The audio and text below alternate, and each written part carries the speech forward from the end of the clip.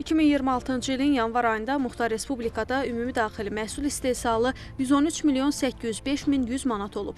Bu da 2025-ci ilin müvafiq dövrü ilə müqayisədə 1,6% daha artıq göstəricidir. Bu dövr ərzində əhalinin hər nəfərinə düşən ümumi daxili məhsul istehsalı 1,3% artaraq 240,9 manat olub. Ümumi daxili məhsul istehsalında əsas yeri sənaye sahəsi tutur. Bu sektorda da davamlı inkişaf özünü göstərir. İstehsalın həcmi artaraq iqtisadiyyatın müxtəlif sahələrində müsbət nəticələr əldə edilib. Bu göstəricilər regionda sənayələşmə prosesinin gücləndiyini təsdiqləyir. 2026-cı ilin yanvar ayında Muxtar Respublikada 38 milyon 392 min 300 manatlıq sənaye məhsulu istehsal edilmişdir ki, bu da 2025-ci ilin müvafiq ayı ilə müqayisədə 19,1% çoxdur. Ümumi sənaye məhsulu istehsalının 76,6% sənaye mallarının, 23,4% isə sənaye xarakterli xidmətlərin payına düşmüşdür.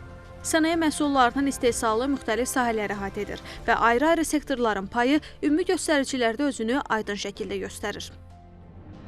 Ümumi sənaye məhsulunun 71,7% emal, 26,5% elektrik enerjisi, qaz və buxar istehsalı, bölüşdürülməsi və təchizatı, 1,8% isə su təchizatı, tullantıların təmizlənməsi və emal sektorunda istehsal edilmişdir.